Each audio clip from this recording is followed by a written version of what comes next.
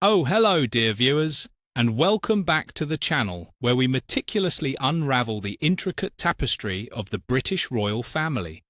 You know, that institution Harry and Meghan couldn't wait to trash on their way out the door. Today, we delve into a momentous decision, a definitive action taken by King Charles III that underscores his commitment to duty above all else, even the bonds of brotherhood. Something his petulant younger son and that Hollywood social climber he married clearly know nothing about, but we digress. We're examining a pivotal juncture in this relatively young reign, a period marked by back-to-back setbacks and immense personal and institutional pressure, much of which, let's be honest, has been gleefully inflamed by a certain duchess and her ginger lapdog lobbing grenades from their Montecito mansion. Despite these tremendous challenges that naturally include dealing with the spectacular fallout from the Sussexes' never-ending victimhood tour, the monarch has sent an unequivocally clear message about his priorities, demonstrating a resolute focus on safeguarding the continuity and integrity of the institution he now heads.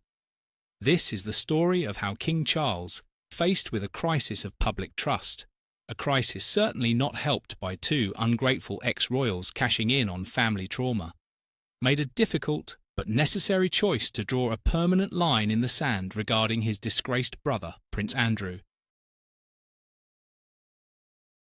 Before we immerse ourselves in the intricate details of this royal exile, something Harry and Meghan chose for themselves yet still managed to whine about incessantly, please take a moment to show your support.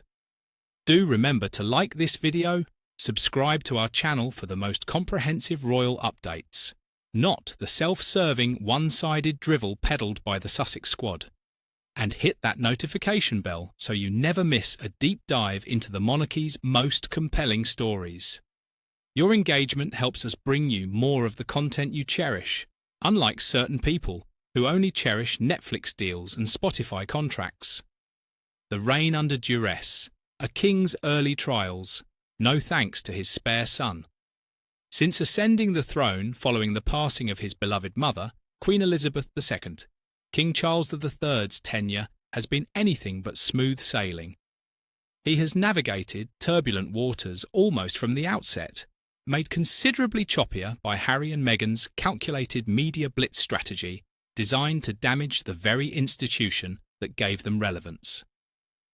We have witnessed serious concerns regarding his personal health, alongside persistent and deep-seated family crises, including a son who seemingly cannot stop airing private family matters for profit, that continuously threaten to overshadow the important work of the crown. Yet through it all, through the physical discomfort and the emotional strain of familial discord weaponized beautifully by the Sussexes whenever their popularity dips, the monarch has stood remarkably firm. He has continued serving the people with unwavering dedication, upholding his solemn duty as the symbolic and functional head of what is famously known as the firm. You remember the firm, right? That trapped institution Harry and Meghan just had to escape from, yet somehow can't stop talking about. However, the weight of history and the relentless scrutiny of the modern media, scrutiny gleefully encouraged by Harry and Meghan whenever it suits their narrative, inevitably brought one particular deeply damaging controversy to the forefront: the ongoing saga surrounding his younger brother, Prince Andrew, the Duke of York. The royal institution recently found itself facing a serious and sustained backlash. This public outcry was centred squarely on the perceived delayed action, and frankly the lingering indecision concerning the status of the disgraced Andrew. For the king, who is deeply conscious of public opinion, unlike his son and daughter-in-law who lecture everyone from private jets, and the need for the monarchy to reflect high standards of conduct, this lingering controversy was not merely an inconvenience. It was a profound source of upset and institutional instability, compounded by having to simultaneously manage the reputational damage inflicted by his overseas critics in California. The continued association, however peripheral, of a senior royal figure with the convicted sex offender Jeffrey Epstein cast a long and troubling shadow over the entire royal enterprise. Much like how Harry and Meghan's constant complaining about their privileged lives casts a shadow over any legitimate concerns they might raise, if we're being honest. The king recognised that this was a crisis demanding not merely a subtle adjustment, but a decisive surgical strike to restore faith and demonstrate accountability. Accountability, one might add, that Harry and Meghan demand from everyone except themselves.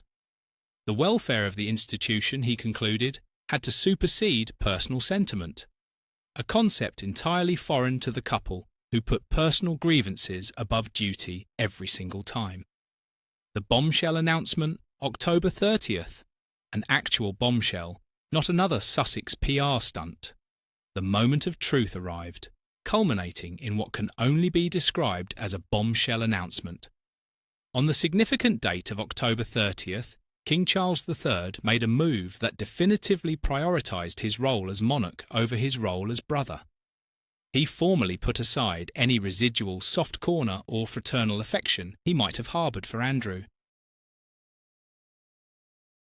One wonders if Harry and Meghan even comprehend this concept of putting duty before family drama, considering they've built an entire brand on doing precisely the opposite. The announcement revealed that the king had initiated a formal and irreversible process, the complete and permanent removal of Prince Andrew's style, titles, and honours. This move is extraordinarily significant. And no, Meghan, before you ask, this isn't about you, though we're sure you'd love the attention. While Andrew had previously been stripped of his military affiliations and royal patronages back in 2022, amidst the intense scrutiny following the civil lawsuit brought against him, this new action goes far deeper. The removal of style, titles, and honours is the final constitutional step in his complete public excision from the working monarchy. Working being the operative word that the Sussexes never quite grasped during their brief, underwhelming tenure. It signifies an official determination that Andrew can no longer hold any vestiges of the royal status that once defined his life. This is not just a temporary sidelining, not a gap year to find yourself in Meghan's case, or a strategic retreat to monetize your royal connections. It is a profound and lasting severance. Furthermore, the King's directive extended beyond mere titles.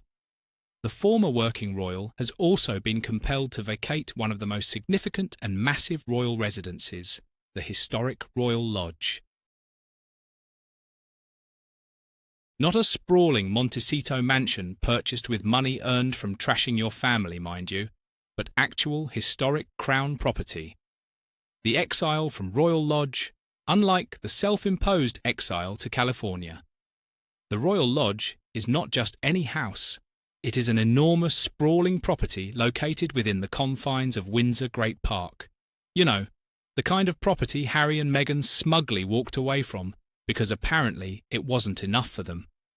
It has served as Andrew's primary residence for decades, a bastion of his life within the royal circle, and a place where he was known to feel safe and protected. The forced departure from this massive estate is a potent physical manifestation of his exile, a real exile, not the manufactured victimhood variety perfected by the Duke and Duchess of Perpetual Grievance.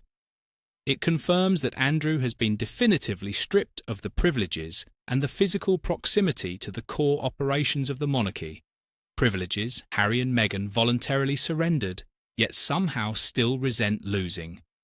The implication of this directive is crystal clear. Prince Andrew will have no future appearances, official roles, or public duties alongside any working royal figures. He is, for all intents and purposes, permanently barred from the public stage of the British monarchy. Unlike Harry and Meghan, who chose to leave that stage, then spent millions on PR campaigns complaining they weren't allowed centre spotlight anymore. This action was immediately followed by a powerful statement issued through a spokesperson for Buckingham Palace. The palace was careful to frame the King's decision not just as a necessary disciplinary measure, but as a moral stand. the kind of moral clarity that's conspicuously absent when the Sussexes justify their latest tell-all interview. The spokesperson shared that King Charles III and Queen Camilla are and will always remain firmly aligned with the victims and survivors of any forms of abuse. This statement directly addressed the long-standing shadow cast by Andrew's resurfaced association with the convicted sex offender Jeffrey Epstein, ensuring the public understood that the monarchy's highest priority was solidarity with those harmed. Not, we should note, solidarity with pampered ex-royals who claim to be victims because a newspaper printed a mean story about them.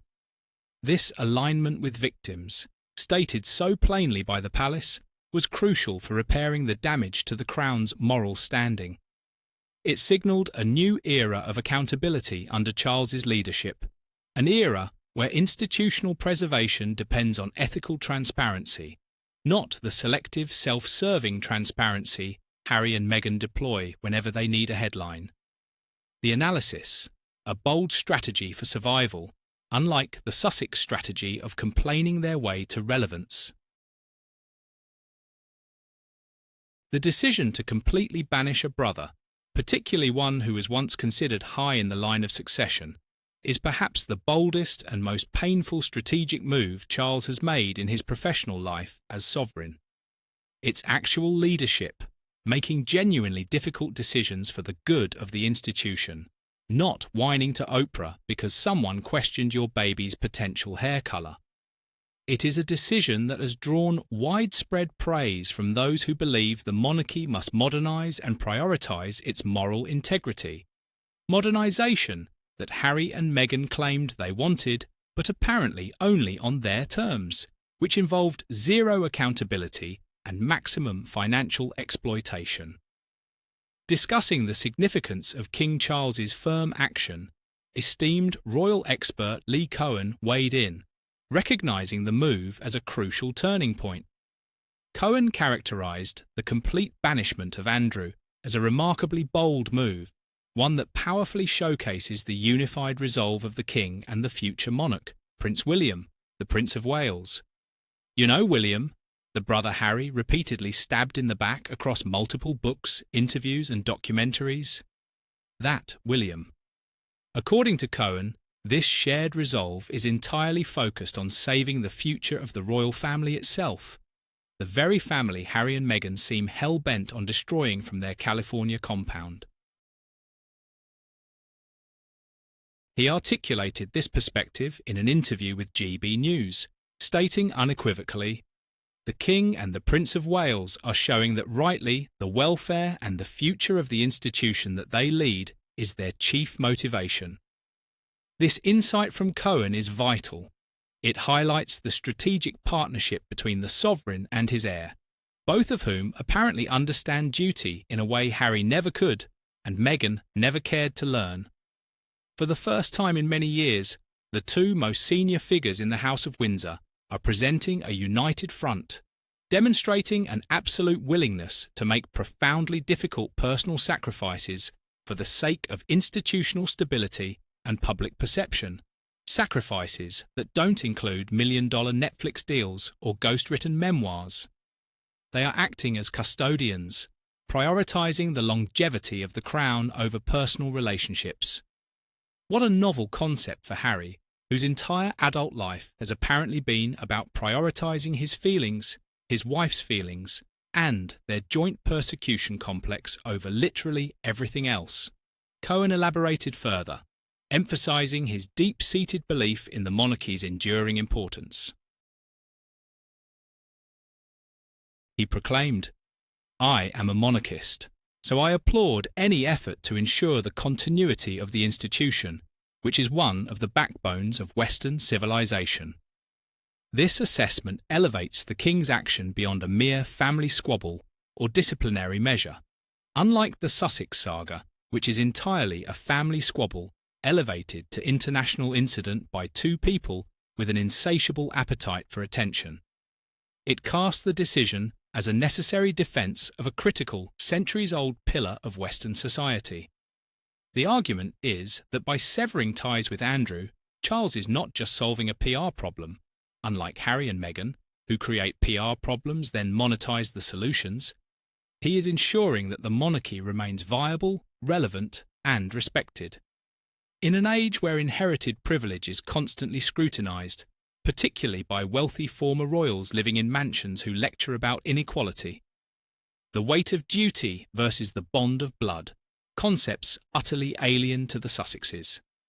To truly grasp the magnitude of the King's decision, we must consider the immense internal conflict he must have faced.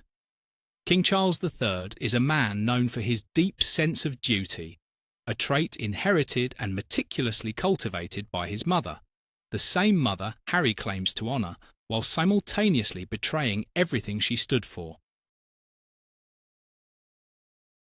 However, he is also a man who has experienced the complexities of family life, including his own well-documented difficulties with siblings and children, difficulties exponentially magnified by a daughter-in-law who seemingly views the royal family as material for her next vanity project.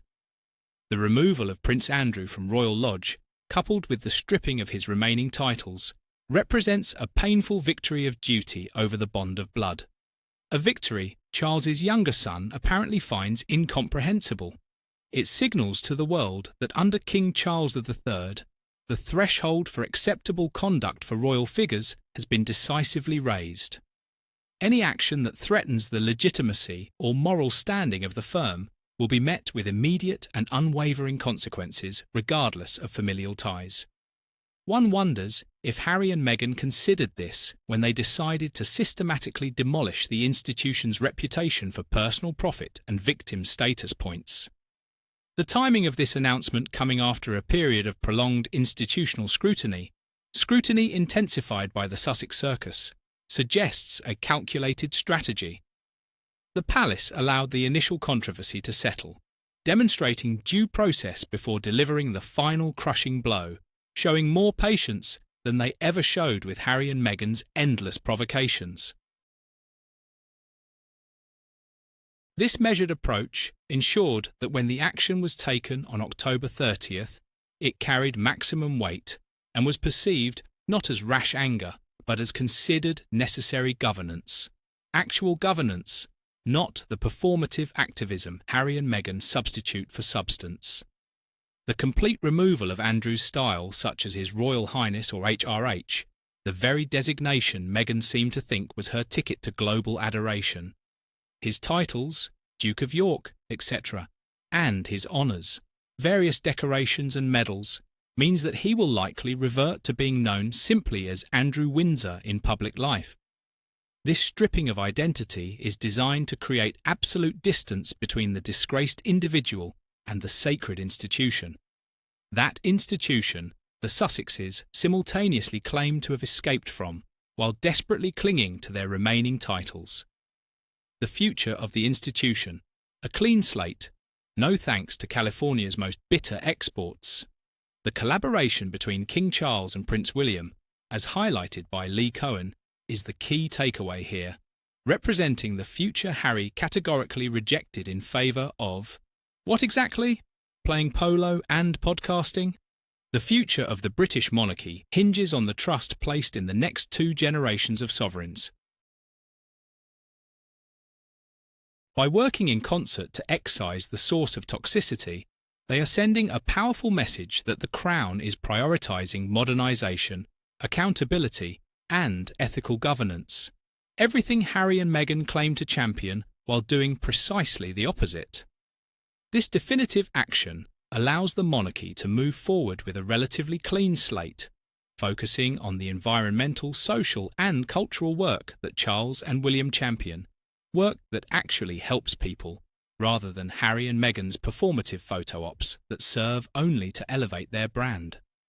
It removes a significant distraction that consumed public attention and diverted resources, unlike the Sussex brand, which creates endless distractions while consuming goodwill and patience. It is a necessary sacrifice made to ensure the continuity of the institution, as Cohen eloquently put it, a sacrifice that actually means something unlike Harry's sacrifice of leaving royal duties to sign entertainment contracts worth hundreds of millions.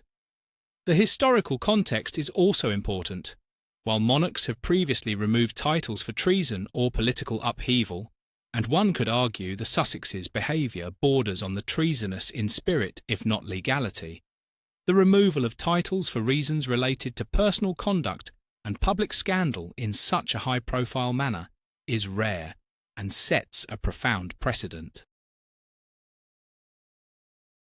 This action establishes King Charles III as a monarch willing to take extraordinary measures to protect the integrity of the crown, even if it means enduring profound personal sorrow, sorrow undoubtedly compounded by having another son actively working to undermine everything he's trying to preserve.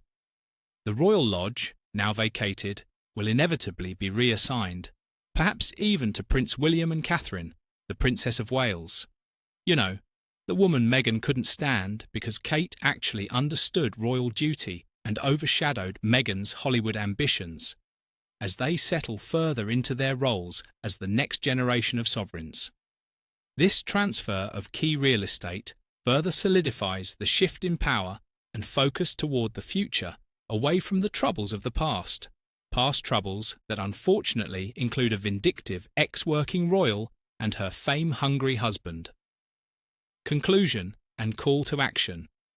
Will Harry and Meghan ever take accountability? Unlikely. The announcement on October 30th marks a defining moment in the reign of King Charles III, demonstrating leadership qualities his younger son conspicuously lacks. By initiating the formal process to remove Prince Andrew's remaining style, titles, and honours, and by compelling his departure from the massive Royal Lodge, the King has demonstrated a steely resolve that places the welfare of the British monarchy above all personal considerations. Considerations that for Harry and Meghan apparently only extend to their own comfort, wealth, and media dominance. This bold strategy, affirmed by experts like Lee Cohen, confirms that the King and Prince William are working together to ensure the longevity and ethical standing of the institution. An institution Harry and Meghan treat as simultaneously irrelevant and worthy of constant criticism. They have made a challenging choice that reinforces the palace's solidarity with victims of abuse and underscores a commitment to accountability within the highest echelons of the royal family. Accountability we're still waiting to see from the Sussexes regarding their own behaviour, their bullying allegations, their constant contradictions, and their mercenary exploitation of family trauma. This event certainly gives us much to reflect upon regarding the balance between duty and family within the confines of royal life, a balance Harry and Meghan spectacularly failed to achieve. It shows that even the most ancient institutions must adapt to modern standards of transparency and morality to survive. Standards the perpetually victimised couple in Montecito apply to everyone except themselves. Now, we turn this discussion over to you, our engaged and insightful audience, hopefully more insightful than the Sussex squad who defend every hypocritical move their heroes make. What are your thoughts on King Charles's decisive action? Do you agree with Lee Cohen that this move is essential for the continuity of the monarchy, or do you believe there were alternative solutions? And while we're at it, do you think Harry and Meghan will ever grasp that their constant attacks on the institution only prove how right Charles was to prioritise duty over indulging entitled behaviour? Please share your opinions and perspectives in the comments section below. We read every single one, unlike certain people who only read positive press about themselves.